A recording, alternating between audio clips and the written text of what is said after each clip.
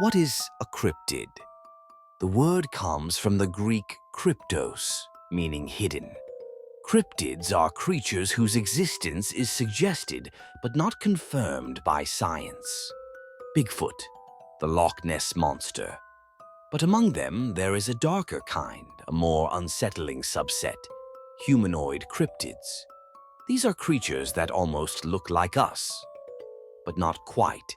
They're the ones that stare back from the woods, knock on windows at night, or crawl just beneath the bed frame. They belong to folklore, to internet horror forums, to desperate whispered testimonies. They blur the boundary between man and monster, between myth and madness. This list dives into 7 of the most unnerving humanoid cryptids ever reported, from ancient indigenous legends to modern creepypasta nightmares. Each one carries with it not only fear, but a mirror, showing us what we might become, or what might already be watching us. Prepare yourself, some of these creatures may follow you long after the screen goes dark.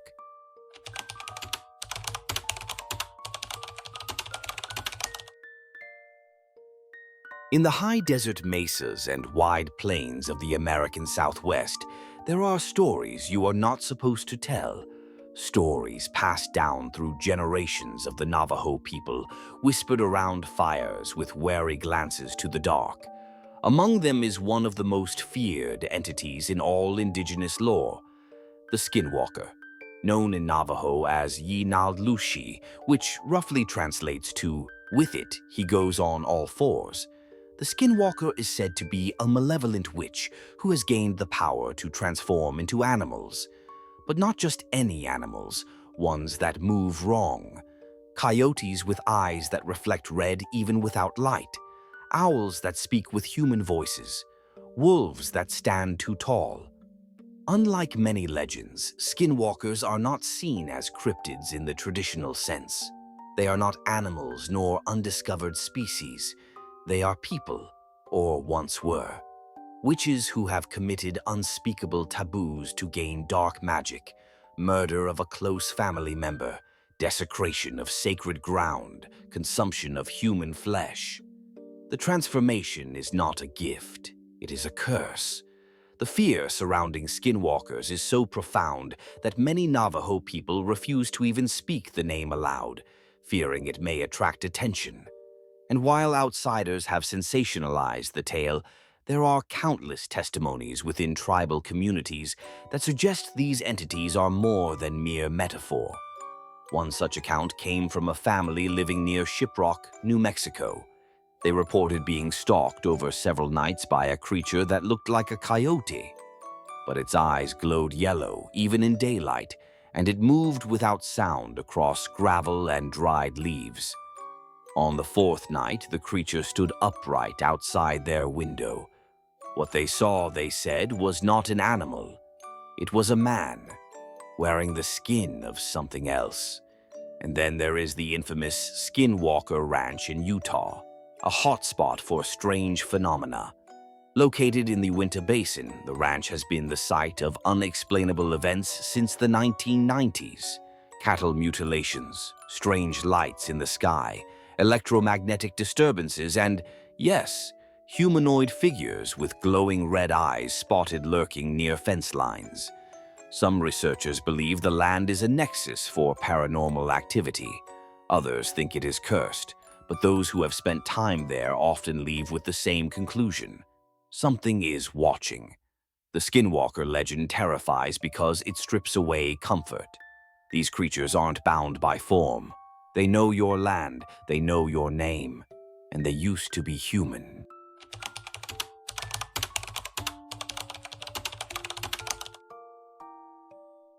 In the snowbound forests of the northern United States and Canada, a different kind of fear stalks the pine-shadowed wilderness. To the Algonquian-speaking peoples, Ojibwe, Cree, and others, it is known as the Wendigo, a malevolent spirit of winter, starvation, and unending hunger. The Wendigo is not merely a creature, it is a fate, described as gaunt, elongated and corpse-like. Its skin is said to be stretched tight over bones, gray or ash-colored, with glowing eyes and jagged teeth like icicles. It is often depicted with bloody lips, an odor of decay, and a heart of ice. Some versions give it antlers, others say it has no recognizable face at all. But all legends agree on one thing: it was once human. According to legend, when a person resorts to cannibalism, especially in times of extreme desperation, they risk becoming a Wendigo. The transformation is irreversible. The human soul is devoured by greed, by gluttony, by the cold. From then on, the Wendigo roams the forest, always starving, never satisfied. Its hunger is infinite, and so is its rage. One of the most haunting tales comes from a trapper named Douglas Grant, who in 1921 vanished near the Alberta border. His diary was later recovered from an abandoned cabin. The final pages became frantic, describing hearing howls from deep in the trees and finding enormous footprints, bare, misshapen, and steaming in the snow. On the last entry, scrawled with trembling hand, it read, "It's watching from the tree line, not an animal, not a man. I can hear it breathe." Cultural anthropologists note that Wendigo stories may have served as a moral warning. Don't eat human flesh, don't isolate yourself, and don't allow greed to consume you. But some believe these legends are based on real sightings of something unnatural in the woods. Tall, skeletal figures glimpsed through a storm, screams in the distance that mimic human voices, or a sense of being followed on snowshoes, only to turn and find no one there. Wendigo psychosis was even proposed by early psychologists as a cultural bound syndrome, an irrational craving for human flesh and fear of becoming a monster. Whether it was metaphor, myth, or mental illness, the stories endure because winter comes for us all. And in the silence of deep snow, there is something that still walks, driven by hunger that has no end.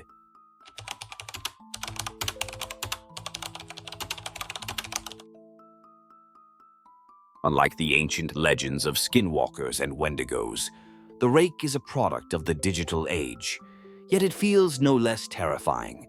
Born from internet forums and creepypasta culture in the early 2000s, the rake has taken root in modern mythology as one of the most unsettling humanoid entities ever described. The creature is often portrayed as pale, naked, and hairless, with elongated limbs and bony fingers tipped in claws. It walks on all fours but can rise to a crouched bipedal stance. Its face is often blank, no nose, no ears, and black sunken eyes. The rake is not known for roaring or shrieking. It whispers, it watches, and sometimes it perches at the edge of your bed. One of the most circulated stories involves a family in rural upstate New York. According to the tale, they were woken in the middle of the night by heavy breathing and soft clicking sounds. The father, thinking it was a raccoon or opossum, checked the hallway. Empty. But when he returned to the bedroom, his daughter was sitting bolt upright in bed, staring at the footboard. She said, "There's a man in here." He turned. It was crouched on all fours, pale and thin, its body trembling as if it were vibrating. It stared for a long moment before slipping beneath the bed with inhuman silence. By the time they turned on all the lights, the creature was gone. The daughter was never the same. Critics claim the rake is a fabrication, a digital ghost story experiment born on platforms like 4chan or Something Awful. And yet, thousands of people have reported eerily similar sightings: a hairless humanoid crawling like an animal, seen in bedrooms, forests, or abandoned buildings. Some researchers believe it has become a modern archetype, an internet-born boogeyman shaped by collective fears of invasion, helplessness, and the violation of personal space. There are even video recordings, grainy, low-resolution clips, purporting to show rake-like creatures. In one, a figure is spotted crouching at the edge of a child's crib before darting out of frame. In another, a pale humanoid sprints across a rural road in the dead of night. Whether a psychological projection or something darker feeding off belief, the rake thrives in the digital dark. And like all modern myths, its greatest weapon is its familiarity. It doesn't haunt deep woods or cursed lands. It waits just out of view in the comfort of home.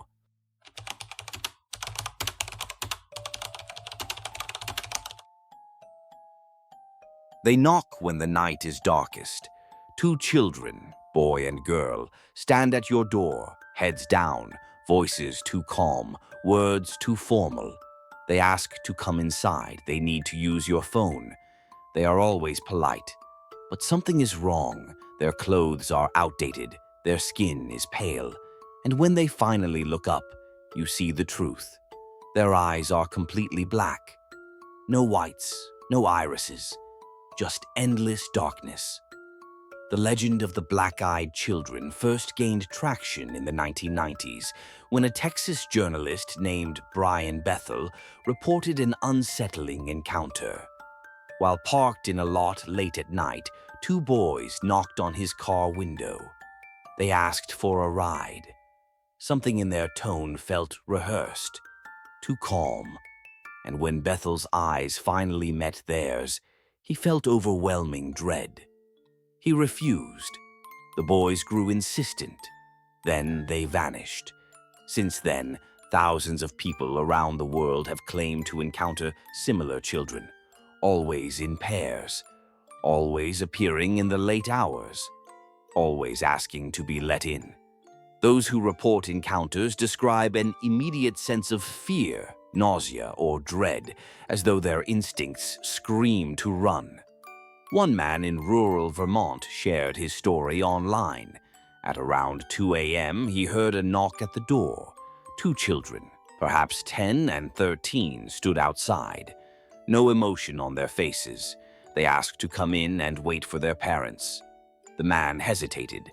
As he asked questions, they grew more urgent. "We can't come in unless you invite us," they said. When he refused, the girl's expression twisted into something resembling a sneer. The boy tilted his head unnaturally. Then they both turned and walked off into the woods without another word. Theories abound. Some link them to alien-human hybrids. Others believe they are demons in disguise, requiring permission like old vampire myths. Still others suggest they are psychic projections, feeding off fear. What's consistent is the reaction, a primal alarm that rings in the gut before the mind can make sense of it. The black-eyed children tap into our deepest fear, the uncanny, the not quite human. They wear the mask of innocence, but behind it is something ancient, something cold. So if two children knock on your door tonight asking to come in, don't look them in the eyes.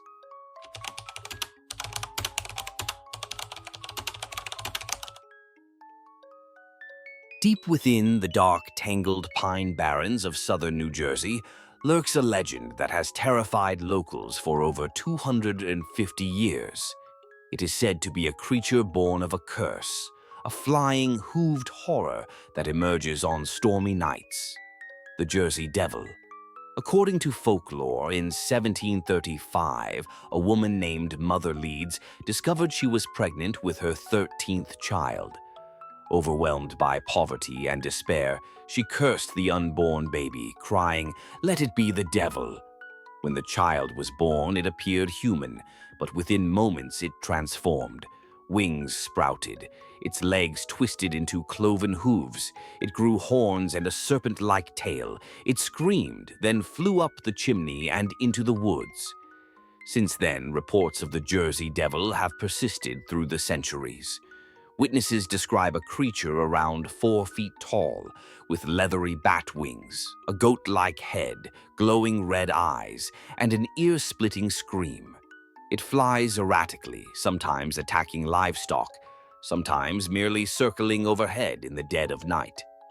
The most famous surge in sightings came in January 1909, when hundreds of people across New Jersey and eastern Pennsylvania reported encountering the beast. Schools closed, armed posses were formed, newspapers fanned the flames of hysteria.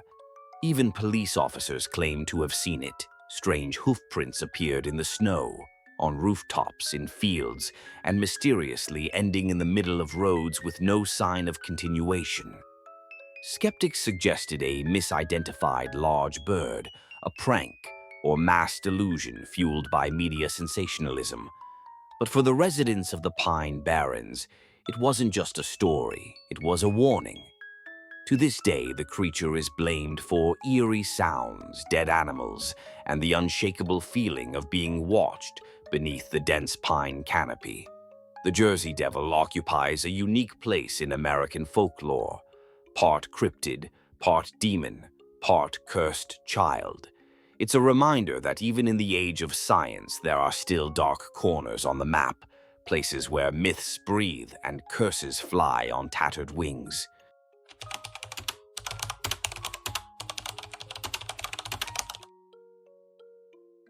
Some monsters are born from darkness, others are born from the internet. The Slender Man first appeared in 2009 on an internet forum called Something Awful. Users were challenged to create realistic paranormal images.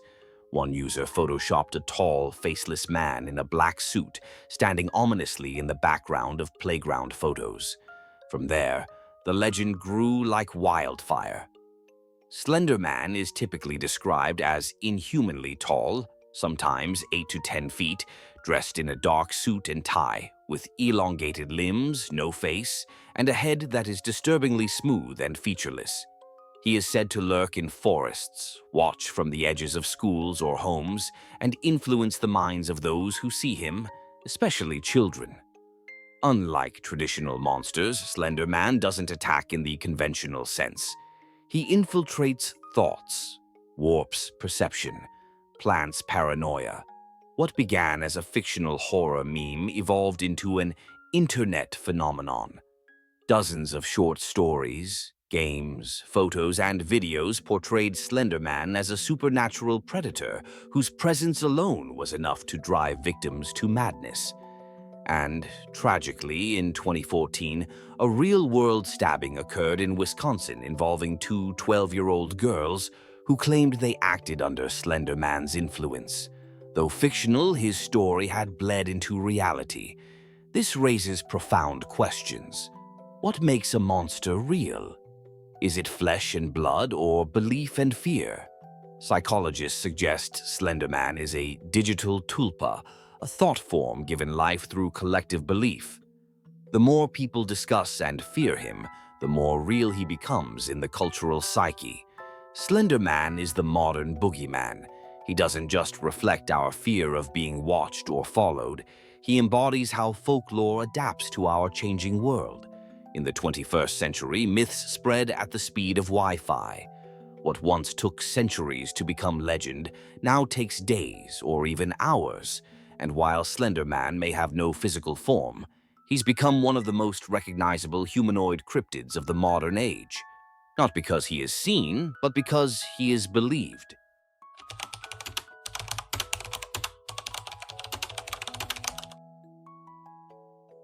Of all the creatures on this list, none inspire such visceral fear as the pale crawlers. Unnamed, emaciated humanoids reported in forests, tunnels, caves, and backwoods trails across the world. Sometimes called crawlers or flesh gates, these entities are often seen at the edge of human settlements or deep in the wilderness, moving unnaturally and watching from the dark.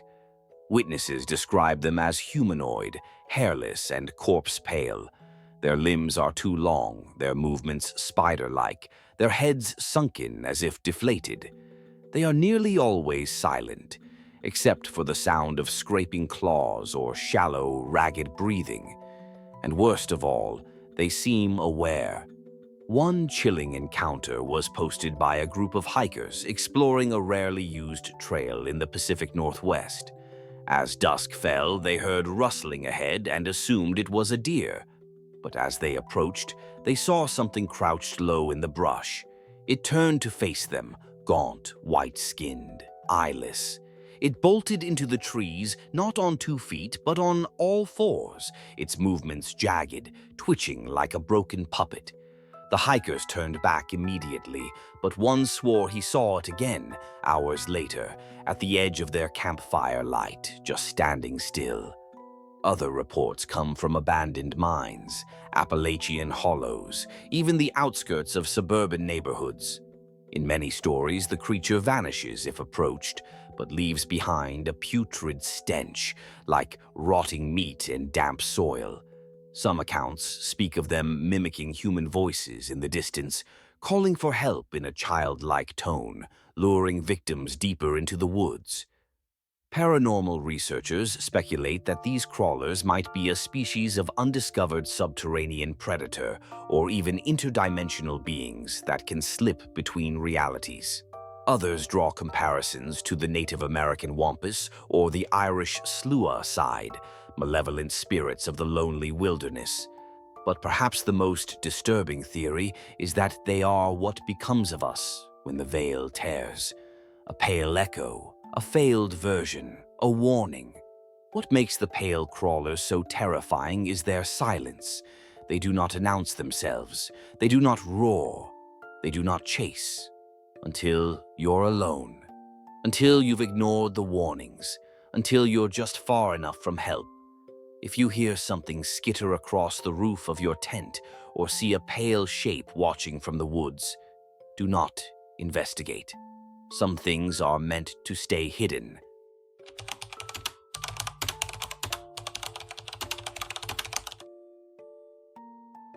Humanoid cryptids frighten us not because they are completely alien, but because they are almost familiar. They walk like us, wear our faces in twisted forms, and tap into fears buried deep in our collective memory. Whether rooted in folklore, shaped by digital storytelling, or whispered through first-hand accounts, these entities blur the line between myth and possibility. They remind us that monsters aren't just found in ancient texts or horror films. They live in the woods behind our homes, the shadows in our bedrooms, and sometimes in the quiet corners of our own minds. Which creature unsettled you the most? Have you or someone you know encountered something that defies explanation? Share your stories in the comments. You never know who else has seen what hides in the